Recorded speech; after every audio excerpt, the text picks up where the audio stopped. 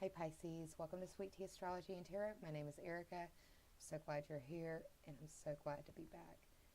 This is your March 29th Astrology and Tarot forecast, so let's go ahead and jump into it. Lots of energy and focus in your sign specifically.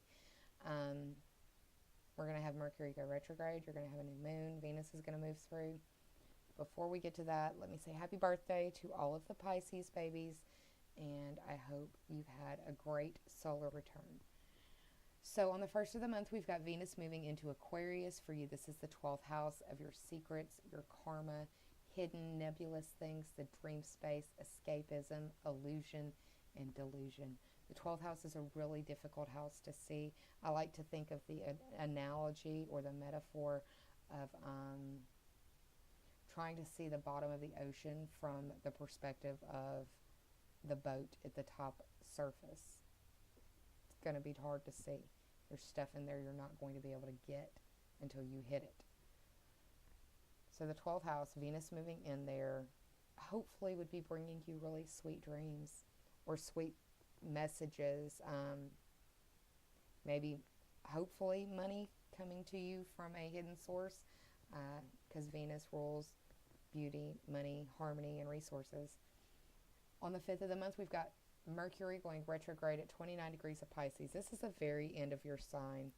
So this is speaking to me about more than just Mercury going retrograde.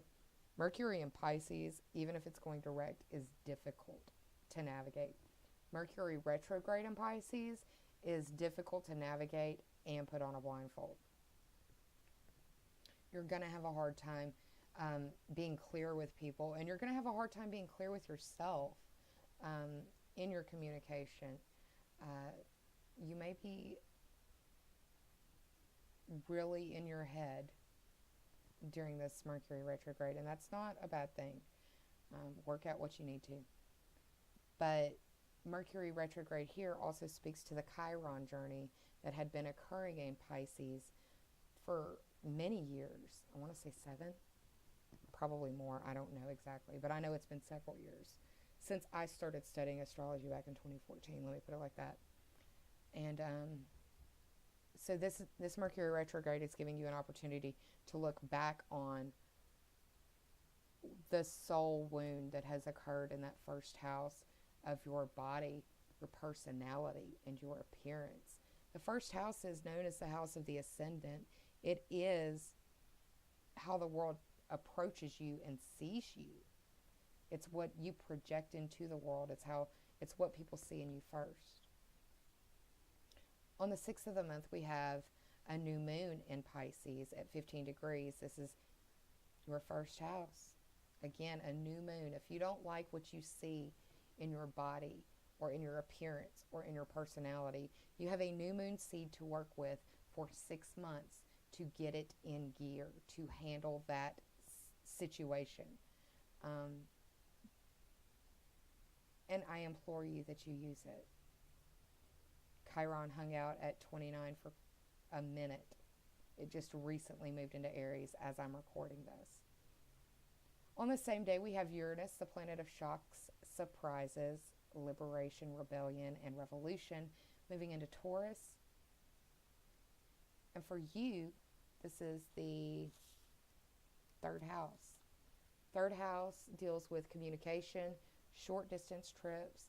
It deals with your siblings, cousins, neighbors. It deals with your neighborhood. It deals with your communication devices and your commute. Uranus moving in the 3rd house can be shocks while driving. It can be shocks coming from your neighborhood. It can be shocks and surprises coming from siblings or cousins. It can be shocking communication from you. It will be 7 years that Uranus is in Taurus. And the last time that we had this energy, we got a taste of it in May of 2018, back when the Kilauea volcano was going on. That will give you an idea as to what that will feel like, because we'll be returning to that spot in the sky.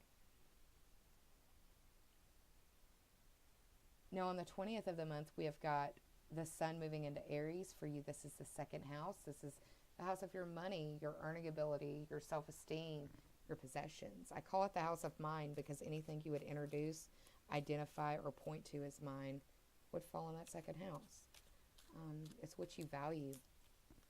If you worked hard enough for the money, you want to know what it's getting spent on, right?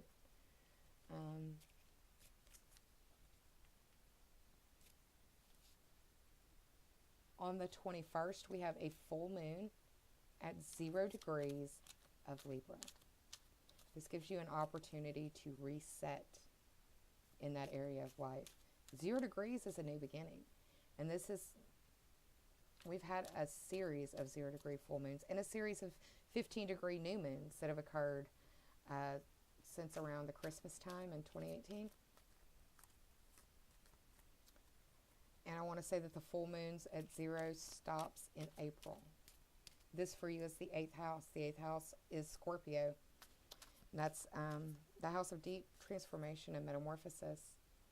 It is shining a light on an area that needs to be looked at, dealing with intimate issues. These are things you wouldn't speak about at like the Thanksgiving table.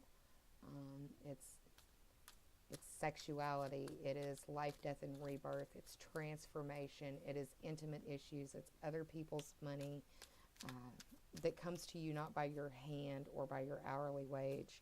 It would be like a loan, a scholarship, inheritance, insurance payout, lottery winnings, that sort of thing. On the 26th, we have Venus moving into your sign. You're definitely going to be feeling yourself. Venus is the planet of love, beauty, money, and harmony. So that first house, you're really going to be probably taking a lot of selfies, and that's not a bad thing. It's always nice to feel good about yourself. So enjoy it. You'll be wanting to look and feel very Venusian, soft, loving, harmonious. On the 28th, we have Mercury going direct in your first house, giving you an opportunity to clear up some stuff. If you're wanting to do the makeover, it would be better to do after Mercury goes direct. So you'll be looking more towards the Aries season than you would be the Pisces season, but you don't want to you don't want to regret what you've done. I mean, I'm not saying don't do it, but there may be regrets tied to it because it's your physical body. There may be some miscommunication dealing with like your health because it affects the body. You don't have any 6th house energy strong, but the cards definitely aren't wanting to be cut per se. And on the very end of the month, we have Mars moving into Gemini, which is your 4th house. The 4th house, traditionally ruled by Cancer, it is the house of home and family, roots, stability, and foundations. I'm pulling some cards for you now from the tarot deck. Bottom is to reflect the underlying theme or overarching energy. The top 3 are for clarity. Also going to shuffle the Sage Goddess Gemstone Oracle deck for you, Pisces. Pull a card for you there. A lot of focus on yourself this month. You.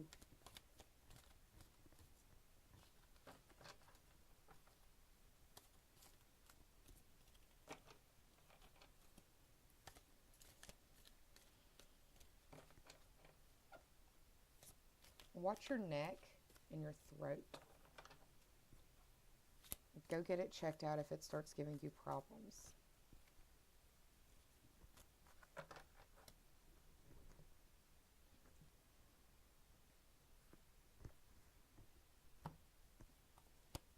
You may really need to hydrate as well. I'm going to also pull for y'all from the Lenormand deck. The Lenormand deck is new in my little repertoire of cards. It is about half the size of the tarot deck. The drawings are actually done by the same illustrator, and they're read differently than tarot cards, but I've been using them as more information and significator cards to dig a little deeper into what the tarot cards could be talking about. These cards can be salty, so don't shoot the messenger. And understand that forewarned is forearmed and that free will is yours.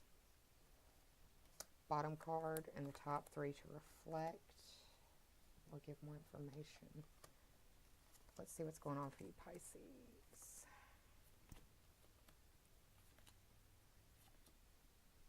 Okay.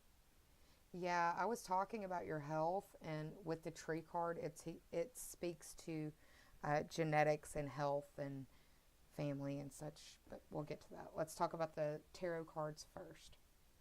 We've got the Knight of Pentacles. The Knight of Pentacles is facing towards the future, so that's nice. Focus is on the money. The Knights are always associated with motion or movement, so there could be money coming and going quickly. Pentacles, Taurus, Virgo, or Capricorn energy as well tied to it.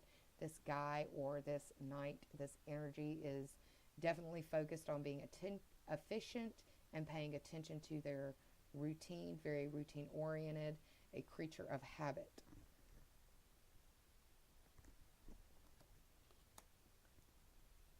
The first card in the top 3 for clarity is the Two of Swords. We do have the Sun moving into Aries on the 20th of the month. It moves into your second house. The 2 speaks to the theme of duality. She is sitting in a defensive pose with her swords up, but is unable to see what is going on, cannot see the threats around her. She can only feel. And that is definitely what Mercury in Pisces feels like. You can't anticipate it. You have to feel it.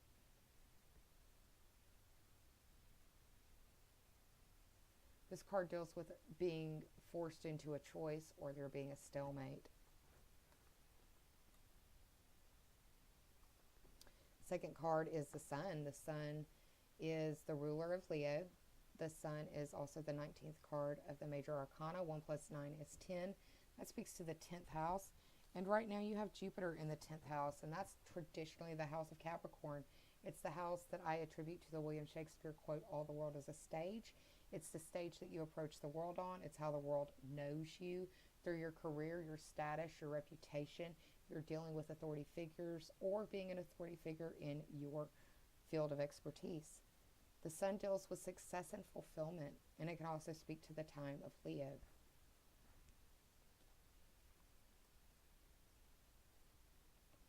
We've got the Seven of Pentacles. The 7 speaks to the theme of faith. The Pentacles, again, are earth sign energy, Taurus, Virgo, or Capricorn. And this deals with looking into investment or profit, having a vision about the future. But understand that all of these, this is like a don't count your chickens before your eggs hatch kind of energy. Focus on the task at hand and understand that whatever you build will take time to build, and that includes wealth. From the Sage Goddess Gemstone Oracle card deck, I pulled for you the Black Onyx card. I've seen this card pop before this series. It deals with self-mastery, inner strength, and focus. It can help heal and amplify the vibrations of the root chakra. Black Onyx purifies your thoughts, enhances mental aptitude, and encourages persistence. It has a calming influence, and you've pulled this card because you need to be reminded of the following principle. As we think, so we believe and behave. Meditate with Black Onyx to promote and encourage positive thinking, to promote resilience, and to embrace a more tranquil outlook. That's nice. Reassuring. Self-mastery, inner strength, focus. And those are all themes of self, focusing on you. And there is a lot of focus on you this month, Pisces. Let's talk about these Lenormand cards in conjunction with the tarot. So the Knight of Pentacles is reflective of the Ring card in the Lenormand. The Ring is the 25th card of the Lenormand deck. 2 plus 5 is 7. That speaks to the 7th house of Libra. And we have that full moon in your 8th house that's in Libra at 0 degrees Libra. The Ring deals with commitment, promises, and engagement. It comes out of nowhere sometimes. It's focusing on the commitment of a routine change, or being more efficient, or paying more attention to the resources that aren't monetary, that also are spent daily. The Ace of Cups, or no, the Ace of Clubs up here is also signified in the Ring card. The Ace of Clubs is reflective of the Ace of Wands card, and that is a potential dealing with inspiration or creation. So it's like if you figure out a new way for your routine to work, it will inspire you to have more time to be creative and do the things that you want to do, to either create for a profit, create as an entrepreneur, or just to create to give to the collective. Now, in the choice card, the Two of Swords, we have the dog. And in the Lenormand deck, the dog deals with friends, followers, and pets. This is the 18th card of the Lenormand deck. 1 plus 8 is 9, and that speaks to the 9th house. The 9th house is traditionally ruled by Sagittarius, and it deals with long-distance trips. It deals with foreign people, foreign places, foreign things, foreign languages, the study of astrology, higher physics, or higher-minded things like philosophy, psychology, the legal system. It's as far as you could go. It's like you're given a choice when it comes to looking at your friends and your followers, like on social media, or even the actual animals in your life, and there's a stalemate that comes down to it. Another significator in this dog Lenormand card is the Ten of Hearts. Ten of Hearts speaks to the Ten of Cups, and the 10 is a theme of completion. The cups are water signs. That can be you, Pisces, or a Cancer or Scorpio. And the 10 of Cups deals with happiness and alignment. So it may be that you have to use your gut, follow your intuition, and put up some boundaries between your friends and your followers and yourself to give yourself some space. Some time to reflect. You need this time for yourself right now. Second card, the Sun card. Also, the tree reflects it. The tree, as I said before, deals with genetics, health, and healing. The tree card is the number 5 card of the Lenormand deck, and the 5 speaks to the house of Leo, and the Sun rules Leo. So you could be dealing with a Leo, you could be dealing with a Leo. Seems very strong. Like the genetics of a Leo, sharing genetics with a Leo. It could be that the child between you and a Leo. And this could be their sun, moon, or rising sign. The tree also deals with the theme of the 7 of Hearts. 7 is a theme of faith. So faith when it comes to the cups, and that's your emotion. 7 of Cups is illusion, fantasy, and imagination. It could be that some of you are reflecting on your love life, because that's 8th house stuff, and realizing that it may not be what you wanted it to be, or that you were deluded, or you were under an illusion, they had tricked you, something like that. Doesn't mean it's for everybody, but for some of y'all that could be very, very true. 7 of Pentacles is reflected in the gentleman. The gentleman, the man, he is the seeker. So if you're a Pisces male, this could definitely be speaking to you, or this could be the most important guy in your life, or a very important man, looking at the 7 of Pentacles. So we have a very important gentleman who has faith in your ability to make profit, and has a vision of like investment for you or with you, possibly. And the gentleman also shows up as the Ace of Hearts. The Ace of Hearts is indicative of the Ace of Cups, a potential in emotional compassion and intimacy. It could be like at the full moon, you realize that your relationship is not what you want it to be. It is not reflective of the values that you had when you took your vows, and you want to rehabilitate it, and you want to take time to do this. and it requires putting up some boundaries between you and your social sphere so you can focus on your significant other, the gentleman or Leo in this case, focusing on the commitments and the engagements that have been done, and if they are efficient, if they are working at an optimal level or not. It looks like a reassessment period for you, Pisces, and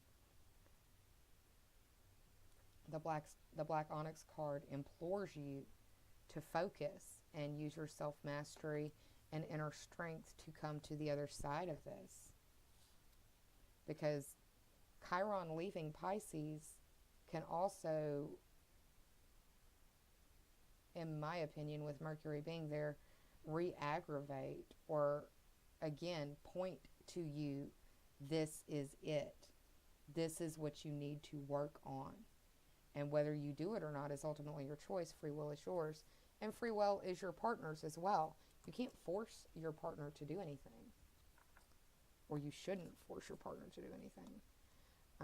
And if your partner is forcing you, then it's also time to reflect. Is this what I want? Is this what I value? Is this what I got married to this person for? Or that I decided to be with them? So yeah, Pisces, that's what I've got for you. I hope you enjoyed this reading. If you did, please like, share, and subscribe. And if you already have, I thank you from the bottom of my very grateful heart. Thank you for sticking around as well. I intend on doing some videos about the eclipse cycles that we just endured earlier in 2019, talking about the houses, the aspects, probably pulling a couple cards, because if it did not hit you the week of or after, meaning that it was probably within a tight orb of one of your major planets, asteroids, or angles in your chart, then the energetic lessons, it's like a 3-month resonance. It takes about 3 months to make it to the others that have to learn on the other side of it. Not such a dire eclipse lesson, but still, nonetheless, learning must be done. And so, yeah, I'm going to put those out, but that will be after this video series goes up online. I'm wishing you well, Pisces. I'm sending you a lot of love. I hope you're well. Please take care of yourself. Please be kind to yourself and save some of that kindness for others, because we're all going through private battles in our world that some of us may never speak about to another living soul. And I'm so grateful to be back. I missed y'all, and I love you, Pisces. See you soon. Bye.